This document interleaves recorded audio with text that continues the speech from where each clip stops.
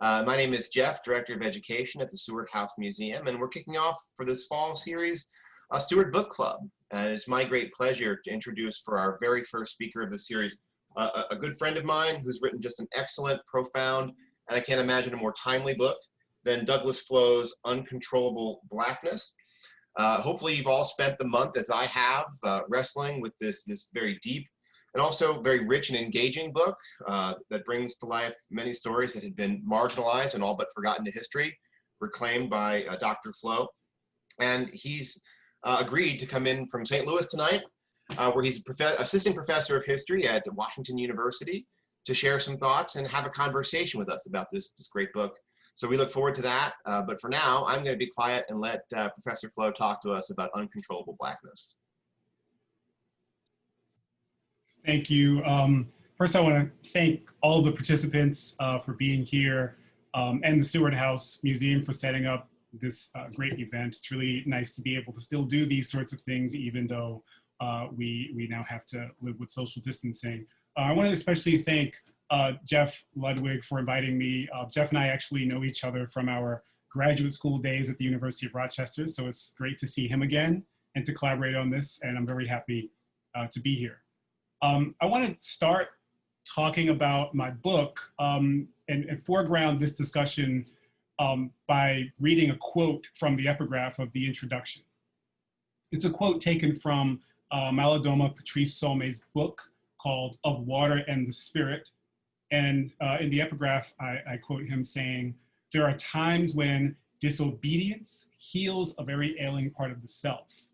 It relieves the human spirit's distress at being forced into narrow boundaries.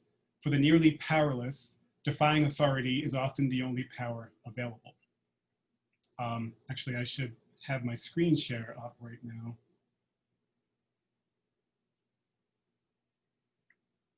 Can you all see my screen? Yes, okay, great. Here's that quote.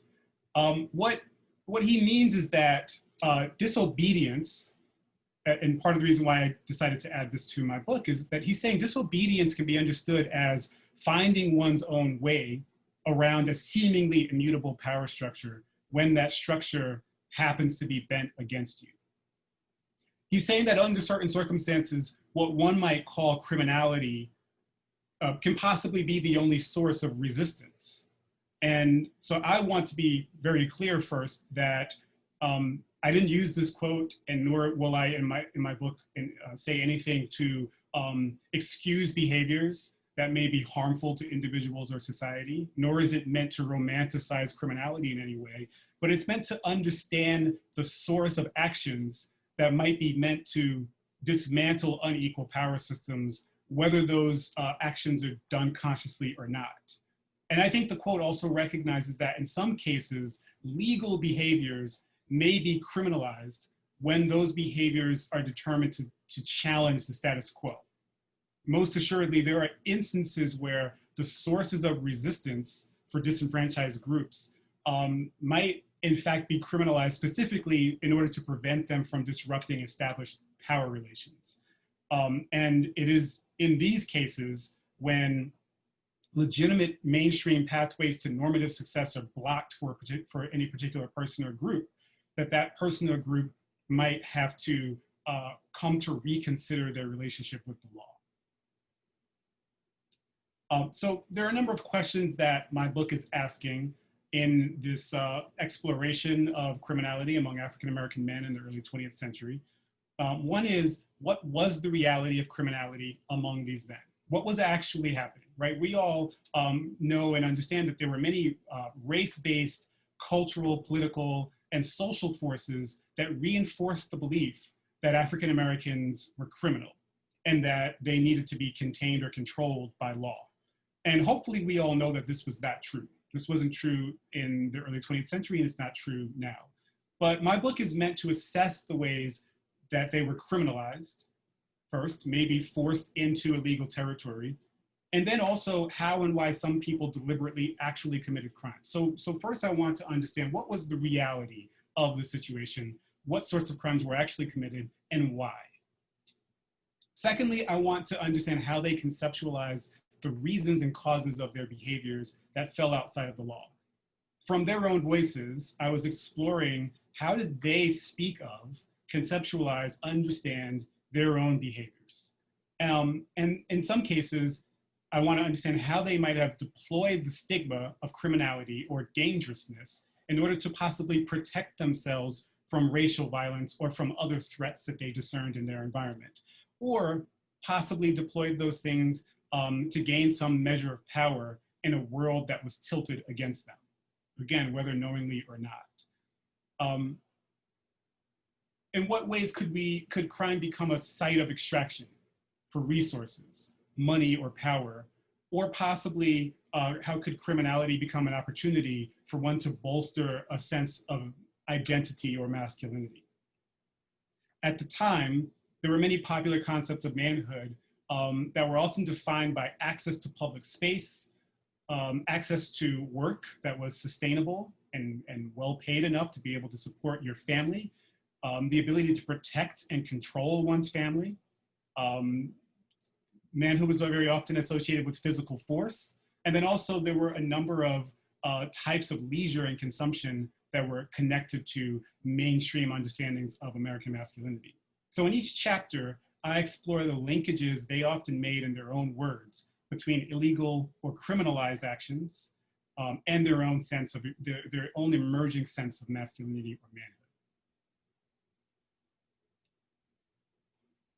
As an example of this, I'll talk today about one of the main themes of the second chapter. There's many themes in the second chapter, but I'm going to kind of zoom in on one aspect of it. This chapter is called Sex, Blood, Guns, and Gambling. So you can hear there are a lot of things going on in there. Pleasure, Profit, and Peril in New York City's Black saloons. What I'm going to talk about is, there are three sections to the chapter. One is called Pleasure, one is Profit, and the other one is Peril. I'm going to look at the Profit section and look at Black men who ran saloon keepers. The book generally looks at the period from the late 1800s to the Great Depression, so 1890 roughly to 1930, 1934 or so. But this chapter focuses on the period from 1900 to 1925, before most of the saloons in New York City, and particularly in Harlem, were white-owned. So looking at a period where many of the saloons that catered to African Americans, either exclusively or in mixed-race environments, were run by Black men. Beginning in the 1890s, New York's Black population was increasing dramatically. We very often think about the period of the 1920s and on as the time of the Great Migration, but this is the early Great Migration where we see these large populations of African Americans migrating from the South to the North in the 1890s. What we also see coinciding with this is civil rights legislation that made race relations seem optimistic in the state, when laws like the 1895 Malby Act integrated all commercial spaces. However, what we see is that a lot of white New Yorkers pushed against this inclination in a number of ways, including by segregating African Americans in job discrimination, instances of police brutality, which I write about throughout the book, some very wide-scale racial attacks, and also a reinforcement of old and new racial limitations. So this is the context. I wanted to show this photo because I think it does a really good job of contextualizing the tension that's happening in interracial commercial spaces at the time. This was a photo taken by photojournalist Jacob Riis in the 1890s for his book on working class New Yorkers. It's clearly a staged photo, but it shows a parable of the kind of experience of close quarters in New York City. In this case, the venue is a mixed race saloon, what some people call the Black and Tan. And there are four characters, even though it's kind of hard to see all four of them. There are four characters here acting out this kind of popular understanding of this racial tension.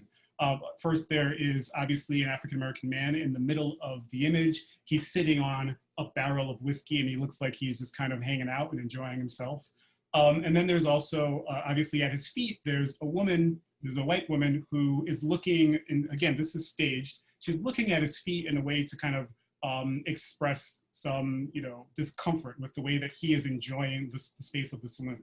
Then there are two other less obvious characters. I don't know if I'm able to point. Yes, here you can see the hand of a white man with his arm around the woman.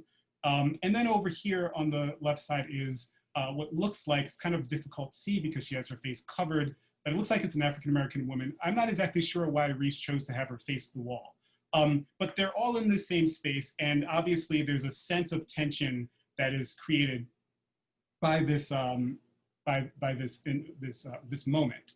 Reese was part of a movement against interracial saloons, and this photo was meant to dramatize racial closeness in leisure spaces. He wasn't alone. There were many anti-crime and vice organizations in the city that considered these sorts of spaces, particularly because of their interracial characteristics, to be problematic. And they investigated these spaces in order to find illegal activity, but also to point out and emphasize the interracial nature of the leisure going on there. And they use that information in attempts to close offending bars. One of those organizations, one of the most prominent of those organizations was the Committee of 14. They had investigators fan out across the city. In very many cases, they would pose as customers, and they would, and very often just stop short of committing crimes themselves by soliciting prostitutes or gambling, etc. And in the end, what they would do is they would report on, they would give these detailed reports on different aspects of the spaces that they encountered. In this form here, you can see there's a kind of a healthy description of this investigator's time at a place called Goldgraben. The visit was 11:10 p.m., November 26th of 1918. But I want to draw your attention to this inset here. So what you see here is that they have a listing of all of the people that were in the room or in the bar by race. They have a way to count the number of white men and white women, how many of the couples were white, and then black men, black women, and how many couples were black, how many couples were mixed. In this case, we see that they say none, that there were no mixed couples, but this just makes it very clear. It reflects the fact that the committee emphasized investigation of those establishments with interracial contact and worked hardest to close those spaces. In many of the reports, there is information about how these groups intermingled, and interracial aspects figure into the urgency of closing these establishments. It's very clear in their reports. They don't pull any punches. The committee would first make efforts to instruct these places to close, or I'm sorry, not to close, but how to regain their trust, how to segregate white and black patrons, who to keep out, who to allow in, where to place their pool tables or how close the tables should be together, what sort of music there should be to entertain their guests. And if improvements were made, they would allow them to continue. But if improvements were not made, in subsequent investigations, they would put pressure on police to raid the place, or they would put pressure on the brewers to pull their product from that particular saloon. Beyond the well-understood human violations of segregation, this is important because New York City's pre-Harlem Black residents lived primarily in small pockets of central Manhattan. There's a large community in central Manhattan called the Tenderloin, where there were African-American communities spread throughout and mixed in communities heavily populated by white ethnic immigrants, French immigrants, German immigrants, Italian, Irish, and they lived on the same blocks, very often in very crowded circumstances. But it's clear from all of the census data that I've looked at that they often avoided living in the same buildings. Unless there was an interracial couple, almost all of the buildings that I've seen are either solidly black or solidly white. Although they competed for jobs, competed for housing, and competed for leisure space, they did share bars and cabarets and pool halls very, very frequently, as we see in this picture here. As a result, if you were a black saloon keeper in one of these communities, segregating your saloon, maybe keeping out all white patrons, could seriously impact your profitability, since the white population was far higher than the black population. And I have a lot of accounts where black liquor dealers protested that they were being discriminated against, that they were being targeted by the COF, And they also made claims that there was a strain on their business caused by the oversight, which forced them to go underground whether they wanted to or not. And that by being labeled as violators for doing the same business as white saloon owners, they found themselves typecast as criminal, and it constantly threatened their livelihood. This is very clear from the interaction the COF had with one saloon owner, William Banks, who owned the Keystone Cafe and Restaurant. Although in my book, I make it very clear that racial exclusivity could be ideal for African-American saloon owners who were looking to avoid the wrath of the committee, and also by who were looking to not have any interracial problems in their saloon. It's very clear that if they wanted to be profitable, they had to allow all patrons in. And Banks walked a dangerous tightrope in order to please his white and Black clientele and the Committee of 14 at the same time. So he's interacting across maybe from 1900 to 1918 or so. He's interacting very heavily with the Committee of 14. And in many of his early letters, he is begging the committee not to close his business, and he's vowing to allow the investigators to continue to access his place and also to make the changes that they request. However, his relationship with the committee, it changes in 1910 when he starts to really realize that his earnings are suffering under the weight of their requirements and their constant snooping and constantly shutting him down and having him arrested, etc. So he protests their surveillance with this very strongly worded 4-page letter, which is accentuated by a conspicuously respectable image of himself in the letterhead. And in this message, he reacts to the committee investigations and interference as a form of harassment. And he sarcastically accuses them of racial discrimination. I won't read the entire letter, but I'll just give you some ideas of what he says and what it means. First, he mounts his defense in the context of economics.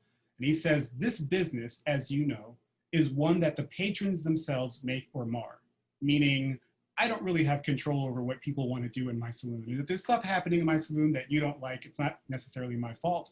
But at the same time, he says, unless I cater to their wishes, I cannot survive. More importantly, he frames his objections to their constant intrusions in his business as violations of his manhood. And later on in the letter, he says, I don't want to merely exist, I want to live. And if the signing of that agreement is to furnish the former and not the latter, then I decline to live up to it. No man with a particle of manhood binds himself and remains bound when he finds those bonds are detrimental to his best interests, both morally and financially.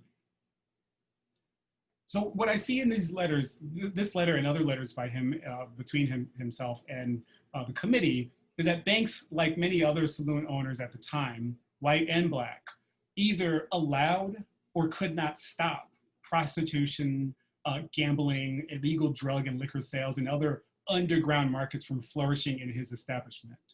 And he and others claimed that the harassment and surveillance they received from the COF was partly to blame for these issues.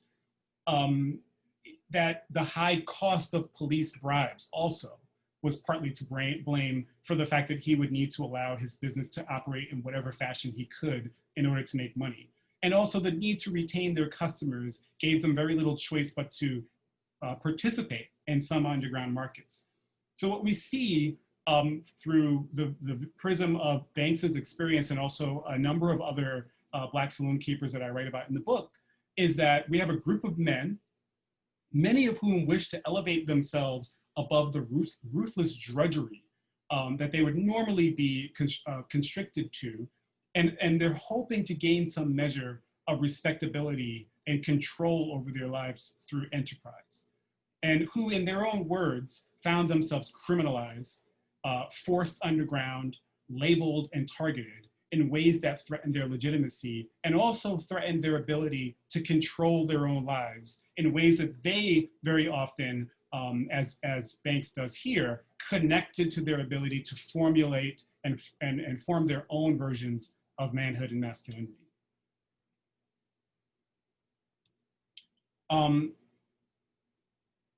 So ultimately, I think it's very clear that manhood occupied their thinking.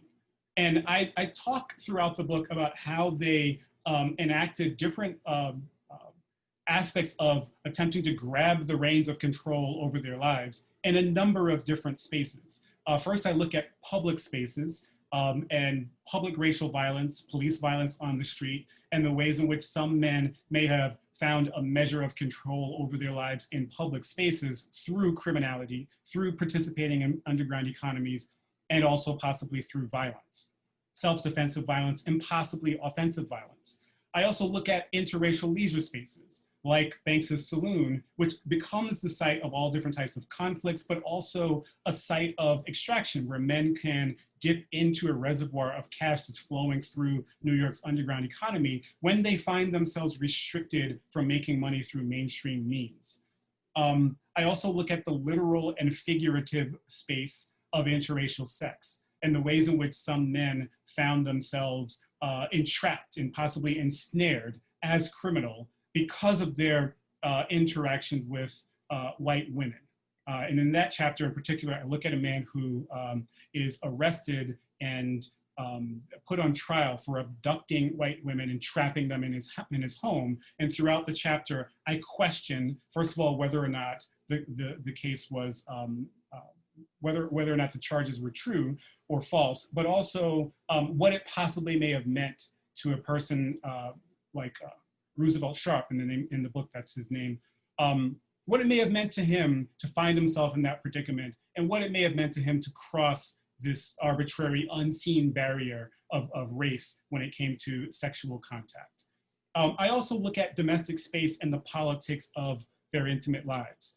How does all of these things swirling around them, the difficulty of securing adequate housing, the difficulty of making money through mainstream means, the difficulty of protecting oneself and supporting their family, how does that end up affecting their intimate lives and their domestic lives, their relationships with Black women? And then finally, in the last chapter, I look at the carceral state and how men's lives are changed when they're interned in prison, but also how they attempt to reimagine their lives and reimagine their existence once they're released from prison, and what sorts of things, what sorts of resources they use, and possibly how they may have conceptualized their relationships with women as a way to reformulate themselves. Ultimately, through an examination of how Black men vindicated legal and illegal responses to oversight, censure, or the imperatives of patriarchy, my book argues that manhood occupied their thinking in ways that are very important when we think about African-American men and criminality throughout history. And I wanted to end by reading a quote from my epilogue. With such, this is from page 193 in the epilogue. With such a deep look at illegality, we can grasp how closely aligned crime and protest often are. How protest takes place is often technically criminal or criminalized by others, while crime frequently happens because of the same issues that make people protest. As a result, a nuanced understanding of the Black freedom struggle must include Black men who have been driven or seduced onto the other side of the law, very often for reasons that are outside of their control. It is true that people are ultimately accountable for their own choices, but those choices are always made within a societal context that is pivotal when discussing crime. There is a monster in America's past and present, one that swallows Black men whole on the streets, in popular culture, in police custody, and in prisons. This book confronts that beast with an uncomfortable truth. The maze-like crucible of American racism and violence has produced Black criminality. Ultimately, in my epilogue, what I've attempted to do is something that I think is a very crucial aspect of historical study. Very often we think of historical study as these stories about the past that may be interesting, but it's hard to connect them to our everyday lives. I think that one of the most valuable aspects of history is when you're able to lay society down on the therapist's couch and question how we got to the point that we're in right now. What happened in the past? What aspects of our history, going all the way back to the beginning of enslavement and the founding of the country, what aspects of those of all of these historical factors might be present in the past and in the future in a way that might be affecting what we see happening today? And so in the epilogue, I attempt to make that connection as clear as possible. And here, with this quote, where I say, the maze-like crucible of American racism and violence has produced Black criminality, this is meant to make it very clear that it's very difficult to confront the future and confront the issues of the present without understanding where all of these things may be coming from, what has happened before. It's like, you're kind of blind. You're going into an issue blindly if you don't understand that history. So I'd be very happy to continue to talk about this, and I'd love to hear some of your questions, and I could possibly elaborate a little bit more on some of the things that I've already said. Thank you so much, Douglas. And I meant to encourage everyone who started with us around 7 o'clock as they were listening. We're doing this as a live stream on Facebook, so it's not quite the kind of conversation we would much rather have with Douglas, have him in Auburn, talking to us, getting all our books signed at the end of the night. But Maria Coleman, our Director of Development, is on the other end of that Facebook. And if you have questions or comments, type them in at any time. She can relay them in to Douglas, who, as he's just said, will be happy to address them and try his best to answer them. He's been very in demand lately. This book really is quite timely. And if you've not been following Douglas, you can follow him on Twitter. We can share that information on our Facebook page. And he's been asked to comment frequently on topics of race and politics in our times. And it's a conversation that I think he's happy to also share with us tonight. I want to start off with an easy question for you, Douglas, while everybody else is typing away. And it's the first question that occurred to me. I'm wondering if you could talk a little bit about the research and the methods, the early approach. You took on a massive subject in this monster in America's past, and wrestling it under the couch and confronting it couldn't have been easy. Could you talk about beginnings, where your research took you, and how your ideas were shaped over time, and especially writing against a backdrop like this one, where, oh, look at that. Douglas, can you stop your share screen so we can see you larger for the Q&A? Okay, there we go. As you were writing this against a backdrop of protests throughout this decade, I guess just for starters, a bit about your research methodologies, where it took you, and some of the changes in thinking that the archives engendered.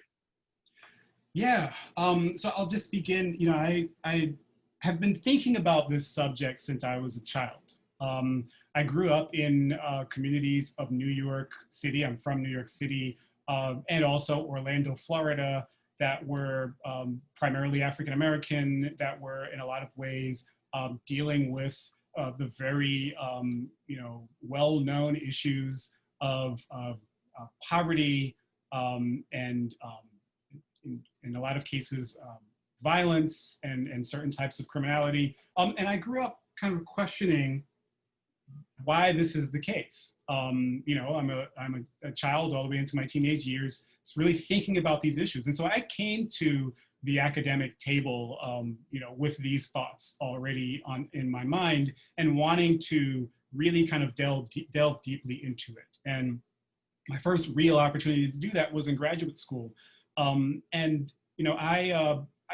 first thing I really wanted to do was to conceptualize the history, this kind of social history of African-American men and criminality, but from their perspectives. And this was probably the most challenging thing. I could probably go on and on for days about the challenges, but I think this was maybe the most challenging thing. There's a lot of history about African-American men that has been written since maybe the 50s and 60s. There's a lot of history about African-Americans and communities and urban studies, et cetera, that I had read and knew that I could use to really help write about the environment. But getting into their perspectives is very difficult. A lot of these men are working class, and if they had diaries, they didn't survive, and I don't have a way to access them. Many of them don't have paper collections.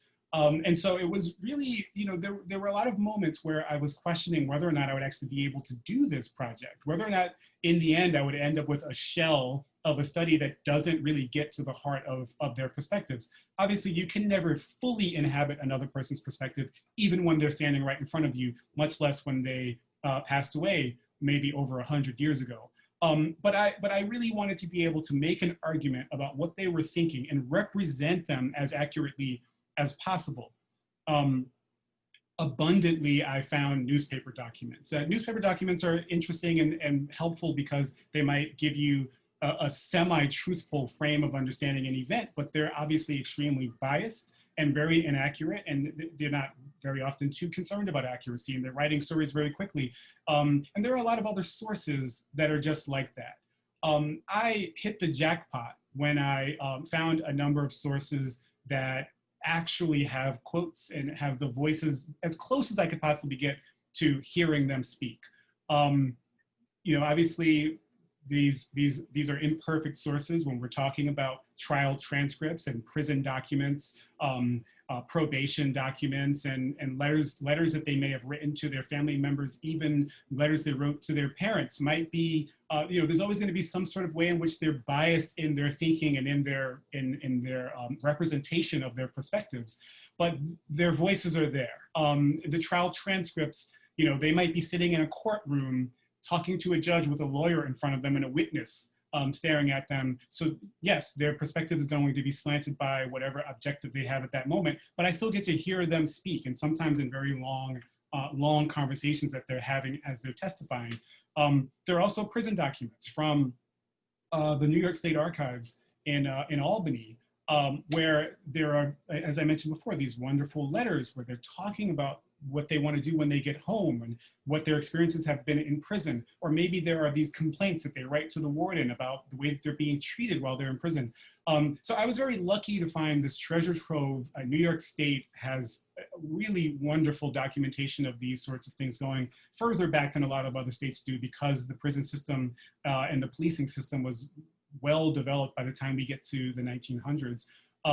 So I was very lucky to find a number of different places. I had to be very creative. It didn't all just come right out to me, but I had to be creative to use this treasure trove of information to reconstruct their perspectives, but also to be thoughtful and analytical about how I might question even things that the man that I'm writing about might say.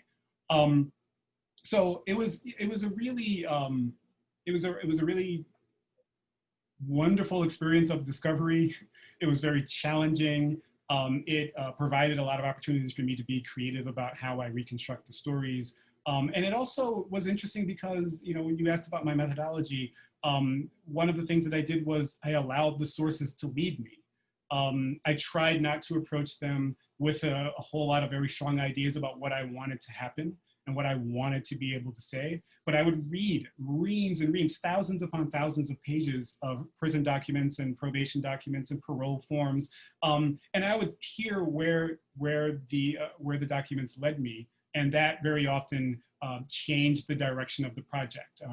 This book is derived from my dissertation, but it's an entirely brand new document. The first 2 chapters have the same theme. I don't think there's even a word that survived from the dissertation, but they have the same theme. And the last 3 chapters I actually wrote somewhere in the last year and a half or so before the book was published. Because the sources led me someplace else, and I scrapped 3 chapters and just moved in a different direction. So I think that the key word here is discovery. I allowed the documents to lead me where they would go. And I saw what would come out of it. Thank you. And we have a couple of questions coming in through Facebook. So the first one, regarding Black saloons versus white saloons in the general time period, were the prohibition laws of the 1920s and early 1930s generally enforced equally between the races as it relates to penalties, or did Black saloons tend to receive more harsh penalties if they were caught operating as a speakeasy, for example? Yeah, so we're talking about the period of Prohibition. There's there's a lot of documentation. So I don't spend a whole lot of time looking at that period, but I will say there's a lot of documentation that African Americans during that period were discriminated against and were treated more harshly than others. Now, this is not to say that there were not white saloon owners or speakeasy owners that were being arrested, right? This is definitely happening. But there's a really great book called The War on Alcohol. Forget the author's name, it's right here on my shelf, but I don't remember. The book is called The War on Alcohol, and it's really wonderful for a lot of different reasons. But what, I think it's Jill Lepore, what she does is she makes it very clear that the war on alcohol during the 1920s, this era of prohibition, in a lot of ways was a precursor to what we see of the war on drugs in the late 20th century. And that there were some precedents created during that time period of racial discrimination in the policing of alcohol. Before we even get to prohibition, we can see some precedent in this with the war against drugs that begins around 1900.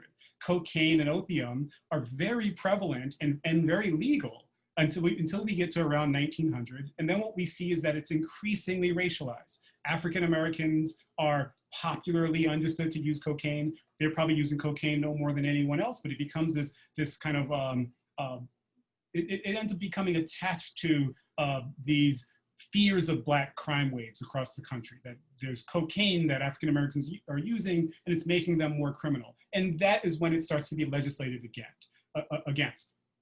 The same thing with opiates. Opium was legal. It was a drug that was very often prescribed to doctors for all different types of pains. And then we see it start to be racialized in the early 20th century. And so we have this precedent already beginning with substances being connected to particular races and the usage of those substances in spaces of leisure and possibly in public being criminalized even further because there's already this imperative to control those populations. And that only continues into the 1920s and the 1930s.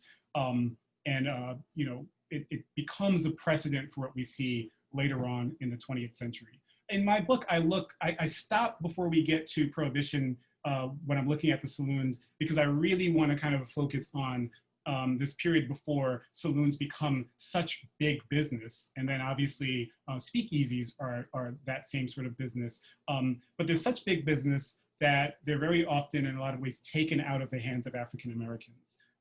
African American saloon owners, like the ones that I wrote about, are, after they've been dealing with the Committee of 14 for 15 to 20 years, find themselves in a position where they're being pushed out of spaces, even places like Harlem, that was a primarily African American community, by white saloon and cabaret owners. So I kind of stick to that period. But yes, definitely. I think it's very clear that the racial dynamics of the Prohibition period are also kind of replicated in the late 20th century.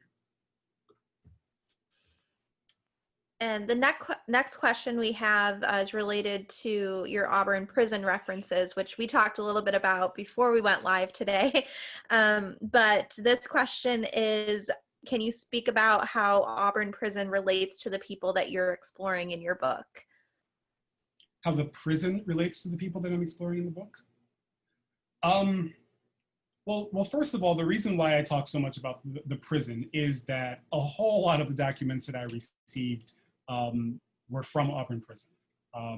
There's a huge treasure trove of Auburn prison documents at the archives in Albany. The prison itself as a containment for those people ends up becoming a very important theme by the end of the book, because I make this argument that in a lot of ways, the men that are going to Auburn prison, and also women. This book is about men, but there are a lot of ways in which the last 3 chapters, in some cases, are more about women than they are about men. And I'll explain that, why that is in a little while. But that the men, they're dealing with what I call a crucible of Black criminality on the streets, right? And the crucible of Black criminality is this theoretical construct that I come up with for the book that essentially says that there are all of these historical factors that lead to a point where African-American men are kind of forced, pushed, or maybe enticed into certain types of criminality. And when I talk about Auburn prison, I make it very clear that there's a way in which this crucible that they're facing outside of prison, this crucible that they're contending with, that they're fighting with, that they're trying to find ways around, possibly by stepping outside of the law or with behaviors that are criminalized by others, ends up solidifying into 360 degrees of metal and concrete when they go to prison. And I talk about the prison as this physical space that actualizes a system that they were fighting with some possible wins while they were on the outside, but that when they're inside ends up becoming this immutable construct that represents Jim Crow in all of its possible forms, but in a physical sense that they really are almost powerless to fight. While they're in prison, they are able to negotiate as prisoners do, but I really try to emphasize how in a lot of ways, the prison itself, the prison walls, not just Auburn, but also Clinton Prison and Elmira and Sing Sing, end up becoming this immutable experience that they end up having to find a way to transcend, whether while they're in prison. In some cases, people took their own lives, but also once they leave prison, once they're granted parole, how do I reconstruct my life? How do I transcend the experience of complete circumscription that the prison represents once I leave and reconstruct my existence? So that chapter is not only about the circumscription of actual containment, but also about the transformation that one might seek when they leave and what sort of methods they might use in order to make that transformation. The prison is also very present throughout the chapters in that a lot of people are imprisoned. A lot of people's families are impacted by their imprisonment. The distance, right? If you're from New York City and someone is sent up to Auburn Prison, you're effectively removed from the lives of the people that you maybe are charged with supporting and protecting. So the prison really kind of looms large as this place where people might go when their body's snatched out of the environment that they're attempting already to find their way in. And we have one more question so far in our comments, and then maybe Jeff can interject with one of his questions. So the other one, did you find in your research a stark difference between how African Americans were treated in New York during the era between a large urban setting such as New York City and the vast different settings that upstate New York tends to have to offer? How people were treated? Is that what it says? I don't know if I found any vast differences. Luckily, I didn't use these files for the book, but I did read them because I'm going to use them for my next book. There are a number of files that I found that were from Auburn, from Syracuse, Rochester, Buffalo, and other small cities throughout the state. I focused mostly on those files from New York City. What I did see, I wouldn't say that I found any great differences. I think New York City, obviously is a great place to do this sort of research because it became this kind of migrating to New York and living there and being there, enjoying the city or trying to find one's way, in a lot of ways became this capitalist rite of passage. New York City was crowded. New York City was cramped. New York City's housing was falling apart. New York City police were violent. They operated almost like a gang. They were very disorganized, but they were very brutal. So I guess what I'm trying to say is that New York City ends up, I think by default, having a different impact on African Americans because of the intensity of the place. I don't know if I would say that I found any strong differences between the treatment that I'm seeing. When I look at other cities like Buffalo and Rochester during the same period, I'm seeing the same kinds of racial violence, maybe not on the same large scales that we see in New York City, but I'm seeing the same kind of racial violence. I'm seeing the same sorts of police brutality. I'm seeing the same sorts of housing discrimination. I guess maybe the major difference would simply be the scale, which is really just a function of the difference between those places. Thanks, Maria and Douglas. Another question that occurred to me is we were talking before we went live about the cover and all that went into the actual process of publication. And I think it's a powerful one. It's certainly a face that I've spent a long time looking at as this book has sort of followed me whither I did go the last month. And I just sort of get lost in it. And I know that you showed some images tonight that I hadn't seen before, but you also reclaimed so many stories that were seemingly lost to the margins of history, relegated to prison files and court transcripts.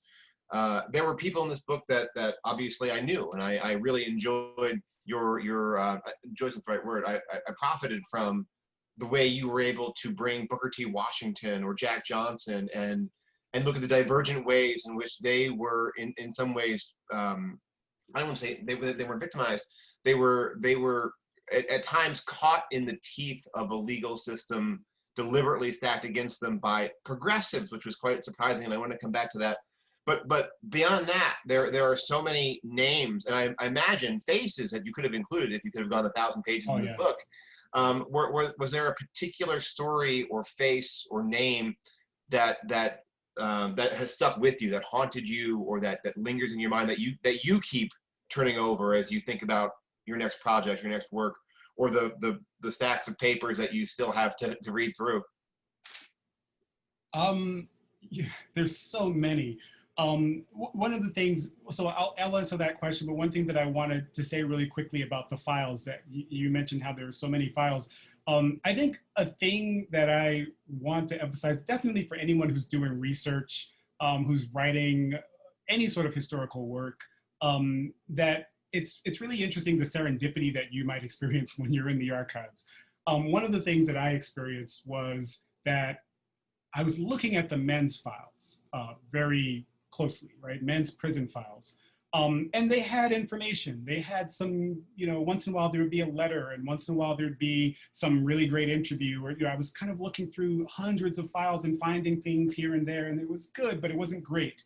And then I got the idea to check the women's files. Now, first of all, I was looking at women's files because there are some places where I write about women, and I needed to look at those files. But also, I came to recognize that by looking at the women's files, I could find maybe a lot more information about men than I did in the men's files. The women's files were flooded with letters to and from their husbands and boyfriends. There were letters from their sons, or conversations and interviews that they did with prison officials about their families.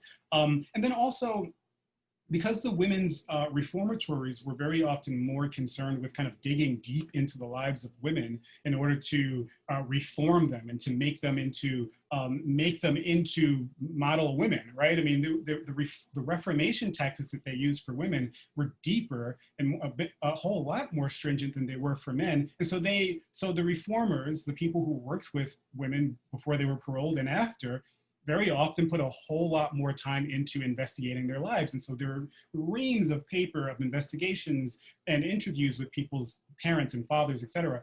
So it was really serendipitous that I ended up finding a lot more information about the men through the prison files of the women's prison.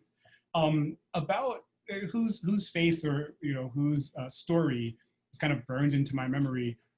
That's a very difficult question, because automatically my mind is going in 100 different directions and I want to say a lot of things. But I think I would probably just talk about the cover photo. The cover photo is a man named, have to remember to say his pseudonym and not his real name. The pseudonym I gave him was Sonny Wilkes. He is from Belize. He comes to America around 1900. He's living in New York City, working for a while. He gets married, he has a child, but then he ends up separating from his wife. And his wife and child are living somewhere on Long Island, or Queens, I think. And he's in New York City, and he's dating a woman. And at some point while he's with her, he's approached by a person who says that he is the ex-boyfriend of the woman that he's with. And they get into a fight. The guy, through his account, pulled out a gun. Sonny Wilkes pulls out a gun and shoots him before he's shot himself, and he's taken away to prison. And what I think is really interesting about that photo is that in that moment, we can see in his expression a bit of fear, a whole lot of possibly, fear about what's coming. He has no idea that he maybe has some idea, but he doesn't know exactly that he's going to spend the next 16 years of his life in prison, that he won't see his wife, that he won't see his kids, that his life is going to be existentially interrupted at this moment. He's probably hoping that the fact that this was self-defense will save him, and it doesn't. In that moment, I also like to think about the fact that he's sitting, right? We're all looking at this book cover, and I've become very used to looking at it because I've seen it a million times, just like you, Jeff. But he's not on the cover of a book. He is sitting in a dusty old room, sitting in a chair and in the bowels of some police department in the Tenderloin, with a white police officer taking a photo of him. And he is ensnared, he's captured, he's trapped, he's stuck. His life just changed in an instant. And it's interesting to me to think about the fact that he had no idea in that moment that over 100 years later, he would be sitting on the cover of a book that hopefully sells very well. I think I like the cover because I really find that in the subtle expression that we can see on his face, in the subtle way that his bow tie is tilted to the side, I can imagine what that moment may have been like for him. Maybe he was jostled by the police officers as they apprehended him and his tie became tilted. Hopefully they didn't beat him up or anything, but I can just imagine, I think there's so much gravity in that photo that I think is a great introduction to the book, because from end to end, I try to convey the gravity and meaning of the moments that the people in the book experienced, but also what those experiences meant to them. It's hard to do that, but I think his face on the cover does it in some very subtle ways that no other photo could have done. We have another question that came in through Facebook. Can you talk about how the subject in your book relates to today, such as white privilege, what's happening now with the Black Lives Matter movement? Well, that's a really great question, and it's very large, and we could go on all night. I think what I'll say, the way I'll try to distill my response down, it's really a wonderful question. We could have an entire forum about that. I think that what I'm attempting to convey in the book is that there are a lot of ways in which this history foregrounds the dynamic that comes later on. And it also is a kind of a pinch point where we start to see the dynamic that was forged in slavery become a part of the public world. And what do I mean when I say that? Well, there's, again, I mentioned before that there's a theoretical model that I use in the book called the crucible of Black criminality. And the crucible of Black criminality is meant not simply to talk about this particular moment in history, but to talk about how this particular moment in history is a waypoint from 1619 or so to the present. How this moment is a way in which we can kind of understand how that deep past is still impacting the future. So how do I do that? Well, I talk about the crucible of Black criminality, where I see a number of factors happening that kind of formulate, that we can understand as formulated by a series of interconnected historical factors that are criminogenic, that all have the potential to thrust African Americans into circumstances where lawlessness becomes protest, or where lawlessness ends up fulfilling entrenched human needs and aspirations. And I said this during the talk, that one of the major themes of my book is to understand that protest and criminality can be two sides of the same coin, that the things that make people protest very often are the same factors that push people to commit acts of criminality. And that also different types of protests themselves can sometimes be criminalized. So in the book, I apply this to men and to women, but here I'll focus on men. First, I mentioned that there is a history of enslavement and all of the attending personal, psychological, and spiritual wounds relating to the body, identity, sexuality, and marital and familial bonds that have affected African Americans and affected the American racial dynamic. So this is not to argue, as some other scholars have argued, that enslavement created Black pathologies that continue into the future, but it's meant to establish a framework for fathoming the formidable force of American bondage in creating, determining, and extending subsequent race relations, mechanisms of protest, and laws and legal discourse. Another part of the crucible is the obsession, the American obsession with masculinity and patriarchy. And so I'm arguing that there are some ways in which the denial of manhood for African-American men ends up kind of forcing certain types of actions that are either criminalized or actually criminal. I'll move a little bit quicker. Third, I say that capitalism breeds inequality, that we can understand that there's this, that segregation and job discrimination and commercial omission to a large extent curated African-American communities into, I think I say in the book, into dioramas of economic quarantine. And that under such pervasive economic stress in a society that places very high value on the acquisition of wealth in the building of one's identity, but puts a low value on the means of attaining that economic wealth, that economic imparity, especially when it's racialized, can be criminogenic. And then lastly, I say that American anxiety and the urge to contain mainstream sources of anxiety, and that African Americans are framed by a political, social, and popular culture as a threat to American mainstream values, that also, all of the factors that go along with that is also criminogenic.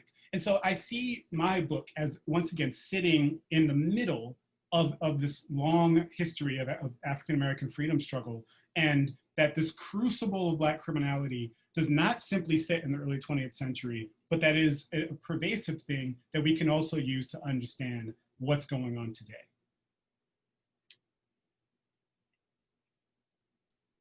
Douglas, we've kept you for almost an hour, and we really appreciate your time. That was a really great closing question. I had a similar one to ask you, but I perhaps won't, since we have kept you so long. Maybe just want to circle back briefly, if it's okay with you, yeah. Piggyback on the last question I asked you, which was thinking about history, not to be reductionist, but we often tend, it's easier to see history in stark terms and contrast, and good and bad.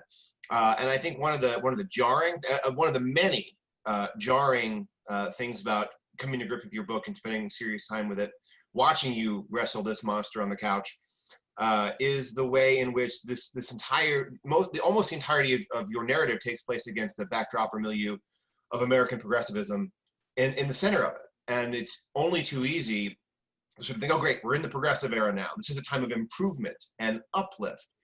We tend to think of it as a time, maybe not of heroes, but of reformers and hard-working, idealistic, radical, romantic people who are trying to battle the trusts and tame them, who grow a regulatory state, maybe not to be redistributive and spread out the wealth equally. We know they don't do that, but they do want better housing and cleaner food and regulation of industry and standards and greater democratization. They want direct election of senators. We sort of mark this period as a sort of we put our finger in the history books. This is a moment of good outweighing bad. And I think you do a nice job of nodding at that. I'm thinking of, I think your name was Maud Miner in the chapter on Roosevelt Sharp, whose trial you cover, who's been accused of abducting white women and this whole sort of fear of white slavery that comes out of it. But by and large, we're not talking about a place that we are sort of comfortable as saying there was, rampant race discrimination here. We're not talking about the Jim Crow South. We're talking about New York and the birth of the age of modernity and in the cradle of progressivism. And the vision of progressivism that emerges from your book is quite a dark and troubling one, where the state is being used not to level the playing field, but to surveil, to constrain. The Commission of 14, which could be a body that tries to improve people's lives. And you give credit, in many cases, it's so complicated, to some of these progressives for making meaningful, impactful changes to better the lives of others. But it's seemingly at the exclusion and sometimes dehumanizing of the people of color in New York. So as we think about history and we think about what it means to be progressive or reactionary, It's certainly quite complicated. How does this change? Do you think the way we should understand terms like reform, progressivism, and I know we can't. I mean, we can draw some straight lines. I think from then to now, and you say in your conclusion that many of the people, and I think Mr. Wilkes included, would not recognize the technologies and some of the changes of this world, but they recognize big parts of it, big aspects of it. So when we think about the fact that this was done in a northern progressive city, how does that change the way we have to understand such basic terms, what it means to be progressive or reformer, or consider ourselves today as wanting to imagine ourselves on the right side of the arc of history? Yeah, well, that's a really great question. And you said a lot that I would probably end up saying right now in response. But I think I like that you caught that part where I mentioned Maud Minor. I think what you're referring to is that I say somewhere while I'm talking about her that she had good intentions, right? That there's a lot of ways in which she was trying to help people, right? She made it her mission in life to help people. And so I think that is a really good metaphor for the fact that these two things can coexist, right? You can have great intentions. You could think you're doing the right thing, and you could actually be doing something that's good, while also at the same time you could be doing something that's not so great, right? I think we all understand this in our own lives, and it's a little bit difficult sometimes for us to apply it to history or apply it to other people or to different organizations. I think one of the ways that I try to think about history is, it's very easy to be judgmental. It's very easy to see flaws in other people's behaviors. And I'm human, I'm going to do it just like anyone else will. But I try to approach it like a surgeon approaching a patient that just got wheeled in through the ER, right? If you're a surgeon and you're presented with a person who has a massive head wound, you're not going to recoil in horror and cover your eyes and run out of the room, right? You're going to face this because you've seen it a lot, because you've developed not callousness, but you've developed a thick skin because you have to see these things in order to handle them. And the other thing that you probably will not do is you won't point the finger at this person who's sitting there bleeding and say, if you were to live your life this way or that way, you probably wouldn't have a head wound.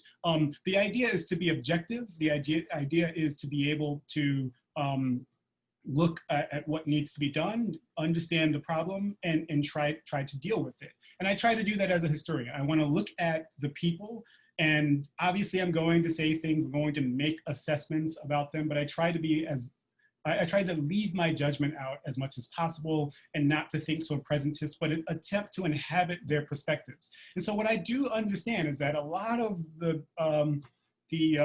people that were part of the progressive era truthfully wanted to make the world better.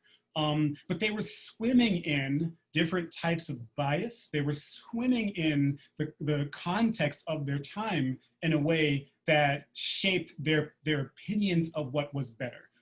We're looking at the early 20th century. We're talking about a period where there are many people who were talking in mainstream media, in mainstream classrooms at prominent universities about eugenics, right? There are a lot of people who truthfully have an understanding of the world and of race that says particular people from particular races or particular places have certain brain types and certain shapes of their skulls that create certain types of behaviors, and truthfully don't believe that everyone can improve or can live a better life or can be a part of the collective better existence that they are imagining. And that hobbles their thinking. One of the things I like to talk about with my students, I'm teaching a historical methods class right now, and every year when I teach this class, one of the themes that we work on a lot is historicism. Not getting caught up in presentist ideas and trying to be objective in history. And I tell them, listen, in 100 years or so, people are going to be looking back at our time and they're going to be thinking, what in the world? What was wrong with these people? why were they doing all of these things that now we know the results of, right? They're putting chemicals in their food, or they're driving cars with fossil fuels, or they're using cell phones. And now we know 100 years from now the horrible results of these things. Why were they doing these things? Were they evil? Were they stupid? No, we're just living inside of our context. And I think it's true that, as you said, we're living through a time right now that we will call a particular type of era in the future, right? We have the civil rights era, we have the progressive era.